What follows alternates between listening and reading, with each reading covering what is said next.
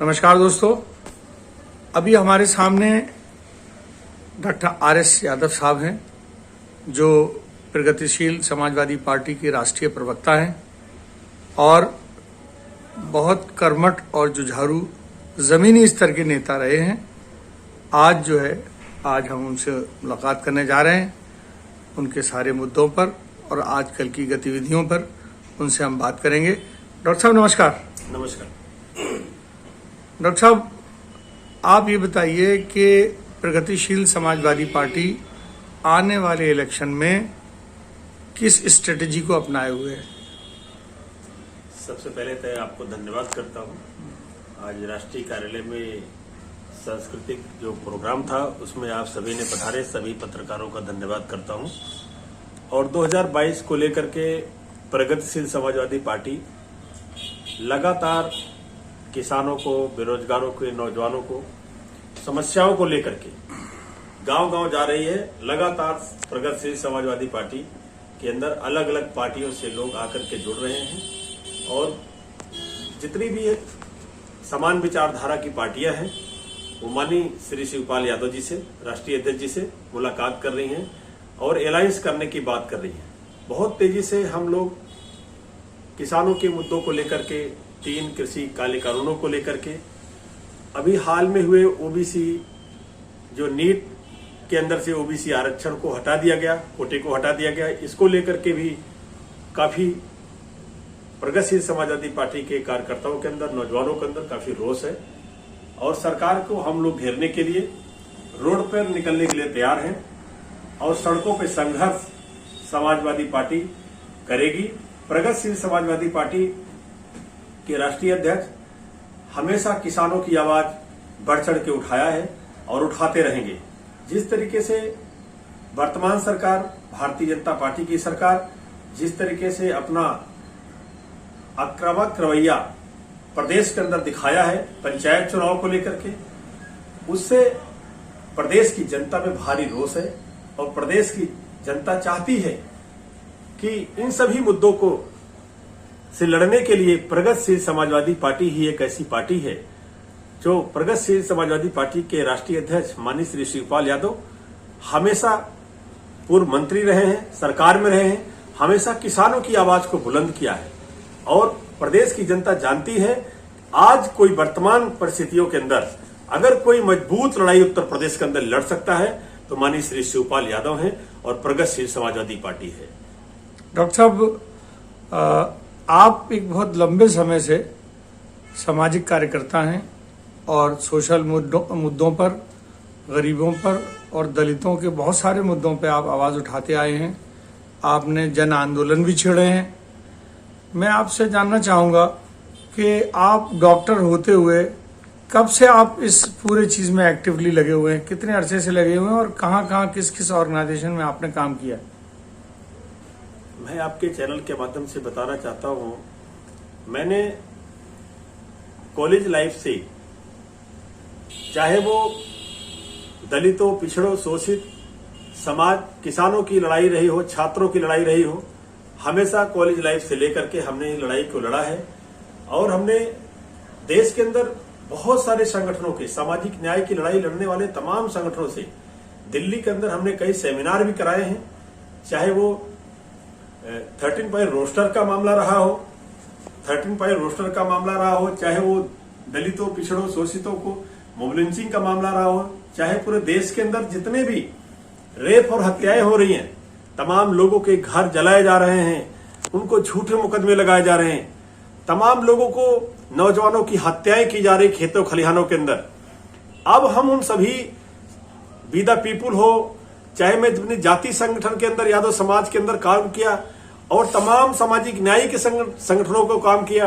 अब हम पूरे देश के कम से कम 200 से ज्यादा संगठनों को एकजुट कर चुके हैं और उन संगठनों की जो मांग है, उनकी जो सोच है, वो सामाजिक न्याय की सोच है। सभी को न्याय मिलना चाहिए, सभी को सम्मान मिलना चाहिए। उसी के तहत प्रगतिशील समाजवादी भी काम कर रही है। तो मैं उन सभी संगठनों से भी कहना चाहता हूं और देश के जो छोटी बड़ी पार्टियां हैं, उन सभी पार्टियों से भी कहना चाहता हूं, बड़ी जिम्मेदारी के साथ कहना चाहता हूं कि आप सभी इधर उधर भटकने की कोशिश मत करिए। अगर हम लोग बटेंगे 2022 के अंदर हम लोग सरकार नहीं बना पाएंगे। अगर हमें 2022 के अंदर भारतीय जनता पार्टी को उखाड़ फेंकना है और इन सभी जुल्म जाति के खिलाफ अगर लड़ाई लड़ना है तो प्रगतिशील समाजवादी पार्टी ही एक ऐसी पार्टी है जो सभी लड़ाइयों के समूचे तरीके से लड़ सकती है और सरकार बना सकती है और सरकार में रह सकती है। इस बात को लेकर के राष्ट्रीय अध्यक्ष माननीय श्री शिवपाल यादव जी कई बार मीडिया के सामने रूबरू हुए हैं और इस बातों को रखा भी है। आज भी राष्ट्रीय कार्यालय के अंदर सांस्कृतिक प्रोग्राम के अंदर पूर्व मंत्री संगीता यादव जो प्रदेश अध्यक्ष है सांस्कृतिक विंग की, उन्होंने भी बहुत बाखूबी अपनी बात को रखा है और पार्टियों के सभी वरिष्ठ पदाधिकारी और जो हमारे जिलाध्यक्ष तमाम पार्टियों के जो लोग आज आए थे उन सभी का भी धन्यवाद करता हूं। और हम लोग यहां से जाकर के पूरे प्रदेश के अंदर गांव गांव जन आंदोलन छेड़ेंगे और लोगों को बताने का काम करेंगे कि आपके साथ वर्तमान सरकार कर क्या रही है। आज भी पिछड़ों की बात करने वाला, दलितों की बात करने वाला, शोषितों की बात करने वाला हर पार्टी डरती है, हर नेता डरता है। डॉक्टर साहब, माननीय श्री शिवपाल यादव जी इस लड़ाई को लड़ेंगे और न्याय दिलाएंगे। 2022 में समाजवादी पार्टी लोहिया और हमारी पार्टी सत्ता में आने के लिए पूरी तरीके से कोशिश कर रही है और हम कामयाबी की तरफ बढ़ रहे हैं, लोग हमसे जुड़ रहे हैं। डॉक्टर साहब ये बताइए, आप की पार्टी का जो जनाधार है, जो वोट है, वो यादव हैं, मुसलमान हैं और अपर कास्ट है बहुत सारे लोग, लेकिन MIM यूपी में 100 सीटों पे लड़ रही है। तो आपका वोट मुस्लिम है और एक MIM के आने से आपके उस वोट बैंक पे और समाजवादी के वोट बैंक पर कुछ तो असर पड़ेगा। उसके लिए आप लोग क्या कर रहे हैं? सेकुलर पार्टियां मिल रही हैं या आप अलग अलग ही इलेक्शन लड़ेंगे? देखो, MIM हो, चाहे वो राजभर की पार्टी हो, चाहे अन्य सोशलिस्ट पार्टी के राष्ट्रीय अध्यक्ष से भी मुलाकात हुई है राष्ट्रीय कार्यालय में और तमाम संगठन एकजुट होकर के, तमाम जो हमारे समान विचारधारा की पार्टियां हैं वो सभी जुट रहे हैं। राष्ट्रीय अध्यक्ष से मुलाकात भी कर रहे हैं, सभी नेता मुलाकात कर भी चुके हैं और हमारी आपस में सहमति भी बन रही है। हम एकजुट होकर के ही लड़ेंगे, एकजुट होकर के लड़ेंगे, सरकार तभी बनेगी और सभी को एकजुट होना चाहिए। अगर MIM अकेले चुनाव लड़ती है इसका मतलब भारतीय जनता से नहीं लड़ना चाहती है, वो वोट बैंक को काटना चाहती है। मुसलमान जागरूक है, शिक्षित है, उन्हें अपने हक अधिकारों की बात को जानता है। वो पूरी तरीके से अगर समान विचारधारा के साथ ओवैसी या MIM खड़ी होती है तो मुस्लिम समाज के लोग सपोर्ट भी करेंगे उनकी सीटों को लेकर के। नहीं तो मुसलमान, उत्तर प्रदेश का मुसलमान, वो हमेशा जो है सामाजिक न्याय की लड़ाई लड़ने वाला है, शोषित समाज की लड़ाई लड़ने वाला है। वो जानता है, वो माननीय शिवपाल सिंह यादव के साथ है। एक भारी संख्या में मुसलमान भी, कई संगठन भी, कई पार्टियां भी, मैं बता रहा हूं कि सोशलिस्ट पार्टी भी आज बहुत बड़े लीडर हैं, उनकी बहुत अच्छी पार्टी है, पूरे देश में उनका बहुत अच्छा संगठन है। आज माननीय राष्ट्रीय अध्यक्ष से मुलाकात भी हुई है राष्ट्रीय कार्यालय में, वो भी अलायंस कर रहे हैं और तमाम और भी पार्टियां हैं जिनका नाम मैं खुलासा नहीं करना चाहता हूं, वो भी राष्ट्रीय अध्यक्ष से बात चल रही है और हम बहुत मजबूती के साथ 2022 के चुनाव में सरकार बनाने जा रहे हैं। सर, आप युवाओं को क्या संदेश देना चाह रहे हैं? देखो, इस सरकार के अंदर तो आपको पता है कि सरकार ने वादे किए थे, रोजगार के वादे किए थे। अब रोजगार कहाँ है? युवा पूरी तरीके से गुस्से में है, नाराज है। वो जानता है कि सरकार के अंदर रोजगार नहीं है। ये सरकार जो है अडानी अंबानी की सरकार है, ये पूंजीपतियों की सरकार है, ये युवाओं की सरकार नहीं है, किसानों की सरकार नहीं है, महिलाओं की सरकार नहीं है। यहाँ पर केवल एक विशेष वर्ग के लोगों को, मजबूत लोगों को मजबूत करने का काम रही है। कमजोर लोगों के साथ ये सरकार नहीं खड़ी है। युवा भी तेजी से माननीय शिवपाल यादव के संपर्क में थे। आज राष्ट्रीय कार्यालय में बहुत भारी संख्या में पूरे प्रदेश से लोग आए थे।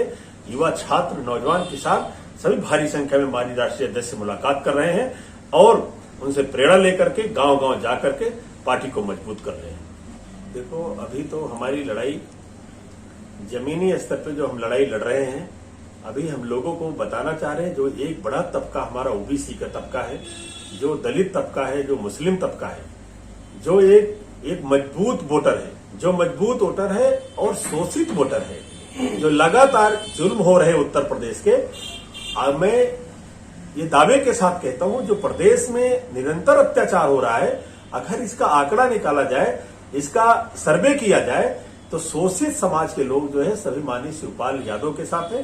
सरकार बनेगी, सभी को न्याय मिलेगा, सभी को हक मिलेगा, सभी का अधिकार मिलेगा।